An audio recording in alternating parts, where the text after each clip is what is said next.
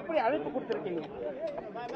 இல்ல நம்ம நீங்க இந்த வருகிற 30ஆம் தேதி நடக்கிற மாநாடுங்கிறது ஒரு அரசியல் மாநாடு கிடையாது. உங்களுக்கு நம்ம இது வந்து மரங்களின் மாநாடு, மரங்களுக்காக மாநாடு. அடுத்து மலைகளின் மாநாடு, அப்புறம் தண்ணீரின் மாநாடு. இது ஒவ்வொரு மாசமா நடக்குது. முதல்ல கால்நடைனா என்ன நீங்க ஒண்ணு கவனிச்சுக்கணும். செல்வங்கள் அப்படின்னு வச்சீங்கன்னா அமைதியா இருக்கும். எதாவது நம்ம செல்வங்கள்னு வந்தா அதுல கல்வி, இந்த செல்வத்துல தானியங்கள், கால்நடை இதெல்லாம் வருது. அந்த கால்நடை செல்வங்களை பாதுகாக்க வேண்டியது நம்முடைய பொறுப்பு. அதுக்கு ஆடு மாடுகளின் மாநாடு, இப்போ மரங்களின் மாநாடு. இதுல வந்து நீங்க நினைக்கிற மாதிரி இதெல்லாம் இருக்காது. ரொம்ப உணர்வு பூர்வமான இது. மரம்னா என்ன, மரம்னா என்ன? இப்ப நீங்க வந்து இந்த மரங்கள் இல்லை என்றால் எந்த உயிரினமும் வாழ முடியாது. இப்ப நீங்க அதை கவனிச்சுக்கிட்டீங்கன்னா, கொஞ்சம் இருங்க அமைதியா இருங்க.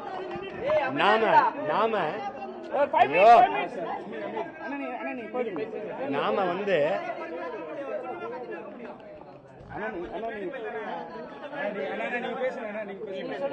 உயிர் காற்றை, மூச்சு காற்றை, உயிர் காற்றை சுவாசிச்சுட்டு ஆக்சிஜனை சுவாசிச்சுட்டு கார்பன் டை ஆக்சைடை, அதாவது கரியமில வாயுவை நம்ம வந்து நச்சு காற்றை வெளியிடுறோம். ஆனால் மரங்கள் ஒரு இயற்கையின் பெருவாய்ப்பை பாருங்க, ஒரு கொடையை பாருங்க. இந்த மரங்கள், இந்த தாவரங்கள் இந்த நச்சு காற்றை சுவாசிச்சு தூய காற்றை வெளியிடுது, உயிர் காற்றை வெளியிடுது, ஆக்சிஜனை வெளியிடுது. இந்த இந்த இந்த சமநிலை இல்லைன்னா எந்த உயிரினமும் இருக்க முடியாது. மனிதன் மட்டும் இல்ல, எந்த உயிரினமும் இருக்க முடியாது. அப்படின்னா மரமா நம்ம உயிரான்னு நீங்க பார்க்கணும். இப்ப வந்து நம்ம சுவாசிக்கிற மூச்சு காற்றையே அவன் தான் அதை மூச்சு காற்றா மாத்தி தர்றான். அப்ப மரம் நம்முடைய உயிர். மரம் வந்து அப்ப மரம் அது மண்ணின் வரம், அதை வளர்ப்பதே மனித அறம். வனம் செய்வோம் அப்படிங்கறத கருத்தை வலியுறுத்தி நம்ம போறோம். இப்ப உங்களுக்கு புவி வெப்பமாகுது எல்லாருக்கும் தெரியுது. அதை தடுக்க என்ன வழி இருக்குதுன்னா மரம் வளர்த்தல் ஒன்றுதான். அதை வலியுறுத்தி தான் நம்ம வருகிற 30ஆம் தேதி எங்க ஐயா மனிதநேய அறக்கட்டளை நிறுவனர் சைதை துரைசாமி அவர்களினுடைய காடு. எங்க ஐயா 68 ஏக்கர்ல காடு வச்சிருக்கிறாரு. என் தம்பி வெற்றி தெரியும், வெற்றி துரைசாமி, அவன் அன்பன்பா வளர்த்த காடுகள்ல அந்த மரங்களின் மாநாடு நடக்க இருக்குது ஆகஸ்ட் 30ஆம் தேதி. ஆனா மரங்கள் கூட நீங்க பேசுறது வந்து நிறைய பேர் விமர்சனமா வருது. தெரியாதவங்க பேசும்போது இப்ப எங்க அண்ணன் ராமராஜன் வந்து பாட்டு பாடி பால் கறந்ததை எப்படி நம்ம பேசணுமோ, அறியாமை தான் அது. அறிவியலுங்கிறது அறியாமை தான். அறியாம இவங்க பேசுறாங்க. இப்போ ஒரு மாடை கட்டி வச்சுட்டு அதிர்கிற பட்டாசு வெடியை போட்டா என்ன செய்யணும்னு நினைக்கிறீங்க? அத்துக்கிட்டு ஓடும்ல. அப்ப பெரிய வெடியை போட்டா அத்துக்கிட்டு ஓடுற மாடு மெல்லிய இசையை ரசிக்குமா ரசிக்காத? ரசிக்கும். இது அறிவியல். ஒரு ஒரு ஒரு எல்லா அறிஞனும் மரம் செடி கொடிகளோடு பேசுங்கள், அது அந்த ஆண்டு பூக்கிறதும் காய்க்கிறதும் அதிகரிக்கும். ஒரு தோப்புல நிறைய மரங்கள் இருக்கும்போது ஒரு மரத்தை நீங்க வெட்டினீங்கன்னா பக்கத்தில் இருக்கிற மரங்கள் அடுத்த ஆண்டு பூக்கிறதும் காய்க்கிறதும் குறைஞ்சிரும்ங்கிறான். உங்களுக்கு புரியுதா? இப்ப அதனால ஒரு தொட்டாச்சினிங்கிற செடி அது தொட்டா ஏன் சுருங்குது? அப்ப அதுக்கு உணர்வு தெரியுது இல்ல உங்களுக்கு? அப்ப அதனால நீங்க வந்து அது மரங்களுக்கு வந்து ஒன்னும் தெரியாதுன்னு நீங்க நினைக்க கூடாது. அது மரம் நம்ம பேசுறதெல்லாம் கேட்கும், அது உணரும். அறிவு சார்ந்து நீங்க எடுக்கக்கூடிய எல்லா முன்னேற்பாடுகளும் தடையும் எதிர்ப்பும் வருகிறது. அது எப்படி பார்க்கறீங்க? ஒரு என்ன செய்யறதுன்னா, ஒரு வீழ்த்தப்பட்ட தோல்வியுற்ற ஒரு சமூகத்துல வந்து ஒருத்தன் உண்மையை நேர்மையுமா நல்ல கருத்துக்களை எடுத்து வைக்கும்போது அதுக்கு எதிராக 1000 கருத்துக்களை வைப்பாங்க. உங்களுக்கு ரசியம் எழுத்தால அது மாதிரி இதை வந்து நம்ம வந்து இதெல்லாம் ஒரு மாற்று கோட்பாட்டை முன்வைக்கும் போது, இப்ப நான் சொல்றது அறிவியல் உயிரியல் உண்மையை பேசுறேன். இதுல கற்பனை எல்லாம் பேச முடியாது. நான் மரங்களும் பேசிக்கிறவங்க சிரிச்சிங்க. ஜப்பான் வந்து அதை ஆதாரப்பூர்வமா வெளியிடும் போது அமைதியா இருக்கிறீங்க. நாம் காடுகளில் தீப்பற்றி எரியாம பற்றிய தீ தொடராம இருக்கணும்னா அங்க ஆடு மாடுகள் போய் மேயணும்னு அதை நீங்க சிரிச்சிங்க. அங்க கூகுள் நிறுவனம் வந்து அவனுடைய அலுவலகத்தை சுத்தி 100 மாடுகளை விட்டு தினம் மேய விடுறான்னு சிரிச்சிங்க. அப்புறம் ஆதாரத்தோட எடுத்து போட்டோன்னு அமைதியா இருக்கு. இப்படிதான் இது வந்து அத ஒண்ணு அறியாமையில் இருக்கிறவங்களுக்கு நீங்க கற்பிக்கலாம், பொறாமையில் இருக்கிறவனுக்கு என்ன போதிக்க முடியும்? ஆனா தொடர்ச்சியா வந்து நீங்க குட்டி கதை சொல்லுவீங்க. அது குட்டி கதையை வந்து விஜய் சொல்லிட்டாரு. உங்களோட விஜய் குட்டி கதையை வந்து நீங்க சொன்ன கதையை வந்து விஜய் வந்து சொல்லியிருக்காரு. அது உங்களோட தொண்டர்களும் சரி, உங்களோட எல்லாருமே சரி, நண்பர்களும் சரி, அவங்க வந்து எங்க சீமான் அண்ணா சொன்னதுன்னு சொல்றாங்க. ஆனா அவங்க சைடுன்னு பார்த்தா இதெல்லாம் ஒரு கதை, இதெல்லாம் புனைப்பு கதைன்னு சொல்றாங்க. அது எப்படி பாக்குறீங்க? கதைனால முதல்ல அத அந்த இந்த நிலத்துல எடுத்து சொன்னது யாரும் இல்லை. நான் அதை 2021 தேர்தலில் வாக்கு சேகரிக்கும் போது ஒரு நேர்மையாளனை உண்மையான தேர்வு செய்யுங்கன்னு நான் இந்த கதையை சொல்றேன். அதை தம்பி வந்து இன்னைக்கு அதை நான் வந்து இந்த நாட்டின் இளவரசனை தேர்வு செய்யறதுக்காக சொன்னேன். அடுத்த மன்னனை அவர் தளபதின்னு மாத்திட்டு அதை சொல்றாரு. அதுல வருத்தம் இல்லை.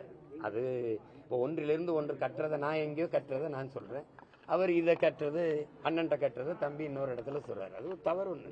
அரசியல் அனுபவத்தில் சொல்லுங்க, மாநாட்டுக்கு கூட்டுற கூட்டம் எல்லாம் ஓட்டா வருமா? ஏன்னா சிரஞ்சீவி என்பது மாநாடு கூட்டினாரு, பெரிய இதோட லட்சக்கணக்கான கட்சியை கழிச்சிட்டாருங்க. தாவேகா மாநாட்டு கூட்டத்தை என்ன நினைக்கீங்க?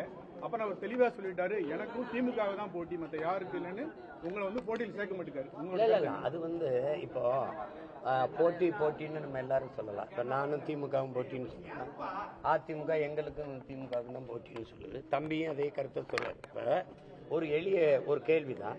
ஒரு சித்தாந்தத்தை ஏற்கனவே முன்வைக்கப்பட்டு அது மக்களால் ஏற்கப்பட்டு சித்தாந்தமா ஏற்கப்பட்டுச்சா எப்படி ஏற்கப்பட்டுச்சுங்கிறது வேற. 60 ஆண்டுகளுக்கு மேல அதிகாரத்தில் இருக்கிற ஒரு சித்தாந்த கோட்பாடு திராவிடம் திமுக அப்படின்னு, அந்த சித்தாந்தத்தை அதை தாண்டி என்ன ஒரு சித்தாந்தம், அந்த கொள்கை கோட்பாடுகளை தாண்டி ஆக சிறந்த கொள்கை கோட்பாடுகளை வச்சுத்தான் அதை வீழ்த்த முடியுமே ஒழிய ஒரு சித்தாந்தத்தை ஒரு சினிமா வந்து வீழ்த்திட முடியாது. உங்களுக்கு நான் சொல்றது புரியுதுன்னு நினைக்கிறேன். அவர்கள் திராவிடம் என்ற கோட்பாட்டை வைக்கிறாங்க, நாங்கள் அதல்ல தமிழ் தேசியம் என்ற ஒரு மாற்று கோட்பாட்டை வைக்கிறோம். இப்போ உங்களுக்கு எங்களுக்கு என்ன வேறுபாடுன்னு சொல்றோம். நீங்க வீழ்வது நாமாக இருந்தாலும் வாழ்வது தமிழாக இருக்கட்டும்னு சொன்னீங்க. ஆனால் இன்றைக்கு வீழ்வது தமிழாக இருக்கட்டும் இருந்தாலும் வாழ்வது நாமாக இருக்கட்டும்னு மாத்திட்டீங்க. எங்கும் தமிழ் எதிலும் தமிழ், நீங்க இப்ப எங்கேயும் இல்ல தமிழ்ங்கிற நிலைமைக்கு வந்துச்சு. அதனால நாங்க அதை மாத்த நினைக்கிறோம். நம்ம ஒரு கோட்பாட்டை ஒன்னொன்னுலயும் மாத்திரம். கல்வி மானுட உரிமை, அதை கொடுக்க வேண்டியது அரசின் கடமை. நீங்க கொடுக்காமல் இருப்பது மாபெரும் கொடுமைன்னு நாங்க கல்வியை எல்லாருக்கும் சரியா சமமா கொடுக்கணும் அப்படின்னு ஒரு வரோம். அது தரமா கொடுக்கணும்னு நினைக்கிறோம். அதே மாதிரி மருத்துவம் ஒரு மகத்தான சேவை, அது என் மக்களுக்கு தேவைன்னு நினைக்கிறோம். அதை ஆக சிறந்த மருத்துவத்தை ஒரு 8 கோடி மக்களால் நிறுவப்பட்ட ஒரு அதிகாரத்தால் தர முடியாத கல்வி மருத்துவத்தை ஒரு தனியார் முதலாளி கொடுத்து விடுவான் என்பதை நான் ஏற்கல. நான் அவனை விட பல மடங்கு தரமா என் மக்களுக்கு கல்வி மருத்துவத்தை குடிநீர் விநியோகத்தை நான் கொடுக்க முடியும்னு நான் நினைக்கிறேங்கிற கோட்பாட்டை நான் வைக்கிறேன். நான் அதை செய்வேங்கிற அப்படி சொல்லிதான் நீங்க பண்ண முடியும். என் தம்பியே பேசும்போது நான் முன்வைக்கிற கருத்துக்கு நீங்க வாக்கு செலுத்துங்கன்னு சொல்லல, என் முகத்துக்கு வாக்கு செலுத்துங்கிறப்ப இந்த முகம் இன்னைக்கு இருக்கிற மாதிரி 5 வருஷம் கழிச்சு இருக்காது. புரியுதா உங்களுக்கு? அந்த முகத்துக்கு வாக்கு செலுத்துவாங்களா தமிழக மக்களுக்கு? அது பொறுத்து. மதுரை மாநாட்டுல அங்க வந்து அம்பேத்கர், வேலுநாச்சியார், தந்தை பிறை எல்லாருக்கும் இருந்தது. ஆனா மதுரைக்கு மிக முக்கியமான பசும்பொன் தேவருடைய எந்த கட்டோட்டம் கிடையாது. விஜய் இன்னைக்கு வார்த்தை கூட எந்த இடத்துலயும் பயன்படுத்தல. இதை எப்படி பாக்குறீங்க? மிக முக்கியமான மதுரையில பசும்பொன் தேவரையா தான். இல்ல தம்பியை பொறுத்த வரைக்கும் நீங்க நான் என்ன பார்க்குறேன்னா, ஒரு அரை மணி நேர உரை ஒரு மாநாட்டில் ஒரு இனத்தை வழிநடத்தி அதிகாரத்தைக்கு வரணும்னு நினைக்கிற ஒரு தலைவன் வந்து ஒரு மாநாட்டுக்குன்னு ஒரு உரை தயாரிக்கும். அதில் வந்து கடந்த முறை நீங்கள் கொள்கை வழிகாட்டியா சொன்ன யாரையும் இந்த வாட்டி பேசலை. அது விட்டுட்டு திடீர்னு பேரறிஞர் அண்ணாவையும் பெருந்தகை எம்ஜிஆர் அவர்களையும் எடுத்துட்டு வந்துட்டீங்க. ஒருத்தர் ஒரு கட்சியை தொடங்கினவர், இன்னொருத்தர் இன்னொரு கட்சியை தொடங்கினவர். எந்த கட்சியை ஒழிக்கணும்னு என் தம்பி சொல்றாரோ அந்த கட்சியை தொடங்கின பெருமகனே அவர் தான், அண்ணா அவர்கள் தான். அப்ப அவர் வழியில போய் அவர் கட்சியை ஒழிக்கிறதுங்கிறது அது அடிப்படையை வேடிக்கை இருக்கு. ரெண்டாவது மதுரை அப்படின்னாவே என் தம்பி தராம பாருங்க. ஒண்ணு மீனாட்சி அம்மன் கோயில், வைகை, அப்புறம் நாங்க இப்ப ஜிகிர் தண்டா, ராத்திரி இட்லி கடையெல்லாம் ஏப்பா விட்டாங்க. அதெல்லாம் அடையாளம். மதுரைன்னா அதுக்கு நான் அது தேடி அதுக்கு சொல்லணும். அதை விட்டுட்டு அவன் பேசுற போது பாருங்க, எம்ஜிஆர் யாருன்னு தெரியுமா, உங்களுக்கு எம்ஜிஆர் யாருன்னு தெரியுமா, டேய் உனக்கு தான்டா தெரியுது, எல்லாருக்கும் தெரிஞ்சாண்டா அவர் முதலமைச்சர் ஆகியிருக்கான், அவரை புகழ்ந்துருக்கான், விருது இல்ல அவர். அப்பதான் அவர் தெரிஞ்சுக்கிறாரு எம்ஜிஆர் யாருன்னு தெரியுதா, எங்க அண்ணன் விஜயகாந்த் தெரியுதான்னு. நான் என்ன கேட்கிறேன், டேய் அவர் கட்சி ஆரம்பிச்சாப்ல, அவர் போட்டிட்டாரு, நான் கூட அவர் போட்டிட்ட அவர் கட்சி வேட்பாளர்கள்லாம் போய் ஆதரவா வேலை செஞ்சேன். ஏன் அவருக்கே போய் ரிஷிவந்தியத்தில் வாக்கு சேகரிச்சேன் 2011. உங்களுக்கு தெரியும், அம்மையார் ஜெயலலிதாவோட அவர் கூட்டணி வச்சிருக்கும் போது. ஆனா நீ அவர் இருக்கும்போது அவருடைய கட்சிக்கு ஆதரவா பேசுனதோ அவரை போய் பார்த்ததோ இல்லை. இன்னைக்கு முதல் மாநாட்டில் அவர் பேரை குறிப்பிட்டிருந்தீங்கன்னா மகிழ்ச்சிக்குரியது. முதல் மாநாட்டில் பேரறிஞர் அண்ணா என்ற பெருந்தகையோ ஐயா எம்ஜிஆரை குறிப்பிட்டிருந்தீங்கன்னா மகிழ்ச்சிக்குரியது. திடீர்னு 67 மாதிரி ஆட்சி மாறினா 49 ஆரம்பிச்ச கட்சியை 67 தான் ஆட்சியை பிடிச்சாங்க. யாரு? அண்ணா அவர்கள். அதுக்கு எவ்வளவு காலம் விலை கொடுத்திருக்கிறாரு. அதுக்கு முன்னாடி 2 முறை தேர்தல் வென்று தோற்று 22 விழுக்காடு வாக்க வச்சு மூதறிஞர் ராஜாஜி, கம்யூனிஸ்ட் கட்சி, அப்புறம் நம்முடைய தமிழர் தந்தை ஐயா சீபா ஆதித்தனாருடையது, ஃபார்வர்ட் பிளாக், இந்த கட்சியெல்லாம் இணைச்சிக்கிட்டு தான் நின்று வென்றாங்க. அப்ப அது ஆண்ட சொல்லிட்ட மாதிரி அது டப்புன்னு மாறிடாது. ஆனா நீங்களும் தனித்து நிக்கீங்க, தாவேக்காவும் தனித்து நிக்கீங்கன்னு சொல்றாங்க. உங்க 2 பேருக்கான போட்டி எப்படி இருக்கும்? மதுரை மாநாட்டோட கூட்டம் ஓட்டாம வருமா? மேடையில ஆட்சியில பங்குன்னு சொல்லியிருக்காரு. நாங்க நீங்க இந்த நாடை என் கனவுக்குள்ள ஒரு நாடு இருக்குல்ல, அந்த நாடு எப்படி இருக்கும்னு உங்களுக்கு காட்டுவேன். நான் சொல்றது புரியுதுன்னு நினைக்கிறேன். போட்டு காட்டுவேன். என்னுடைய ஆட்சியில கல்வி எப்படி இருக்கு பாருங்க, எங்களுடைய ஆட்சியில சாலை எப்படி இருக்கு பாருங்க, எங்களுடைய ஆட்சியில காவல்துறை எப்படி இயங்குது பாருங்க, போக்குவரத்து எப்படி இருக்குது பாருங்க அப்படின்னு காட்டுவேன். இது சாத்தியமான பாருங்க, இந்த நாட்டில் இது சாத்தியப்படுது பாருங்க, இப்படி வேலை வாய்ப்பை கொடுப்பேன் பாருங்க, இப்படி மருத்துவத்தின் தரத்தை கொடுப்பேன் பாருங்கன்னு என்ன சொல்லுவேன். பேசி நீங்க நம்பல. ஏன்னா 15 வருஷம் என்னை காலி பண்ணிட்டீங்க. ஆனா இப்ப நான் உங்களை நம்பல. அதனால என்ன செய்யறேன், இந்த வாரம் இப்படி இருக்கும்னு காட்டிடுறேன். எப்படி அதை நீ பொறுத்திருந்தா பார்க்கணும். தொண்டர்களை இழிவுபடுத்த, தொண்டர்கள் ரசிகர்கள் ஈடுபடுவதில்ல. இது கிரீஸ் தடவி அவங்க கேவலப்பட்டமா ஒரு விஷயம் பண்ணிருக்காங்க, யாரும் கிட்ட நெருங்காதபடி. அதை கேட்டு பாத்தீங்கன்னா நீங்களே வீடியோ பார்த்திருப்பீங்க. அணில் குஞ்சு வச்சுட்டு ஒன்று பண்ணிருப்பாங்க. அது எப்படி நான் பாக்குறீங்க? எல்லாத்தையுமே இன்னைக்கே பேசுறேன். நாளைக்கு நீதிமன்றத்தையும் நீதித்துறையும் அவமதித்து பேசியதாக சீமான் பதிவு செய்யுங்க நீதிமன்றம் சொல்லியிருக்கு. என்ன அப்படி தவறா பேசிட்டீங்க? எங்க உங்களுக்கு சொல்றேன். எங்க எப்ப சொல்லி உள்துறை அமைச்சர் அமித்ஷா வரும்போது இப்போ லேட்டஸ்டா ஒரு சட்ட மசோதா நிறைவேற்ற போறாங்க. அதாவது 30 நாட்கள் சிறை தண்டனை அனுபவிச்சவங்க பிரதமரா இருந்தாலும் முதல்ல இருந்தாலும் அவங்க பதவி பறிக்கப்படும் அப்படின்ற ஒரு சட்டத்தை ஏற்ற போறாங்கன்றாங்க. இதை எப்படி நீங்க பாக்குறீங்க? அப்படின்னா அவங்க 2 பேரும் தான் முதல்ல பதவியில் இருக்க முடியாது. ஏன்னா இவங்க எல்லாம் குஜராத் கலவரத்தை யாரு நடத்தினதுன்னு உங்களுக்கு தெரியும். அப்ப யார் அந்த நாட்டில் முதன்மையான மாநிலத்தில் அந்த மாநிலத்தில் பொறுப்புல இருந்ததுன்னு தெரியும். சொல்லுவாங்க. இதெல்லாம் ஒரு பரபரப்புக்காக சொல்றதா. அந்த சட்டம் வராது, நிறைவேற்ற முடியாது. உங்களுக்கு தெரியும். எல்லாம் இப்ப நிறைவேறிருக்கா? அது சொல்லும் போது ஒரு போராட்டம், ஒரு கருத்து வரும்போது அந்த வேற பக்கம் கவனத்தை திசை திருப்பிட்டு அதை பத்தி நம்ம பேசிட்டு இருப்போம். இதெல்லாம் சமீப காலமா பாரதிய ஜனதா சேர்ந்தவங்க உங்களை சந்திச்சுட்டே இருக்கிறாங்க. ஒருவேளை கூட்டணி அழைப்பு கொடுத்துட்டு இருக்காங்களா?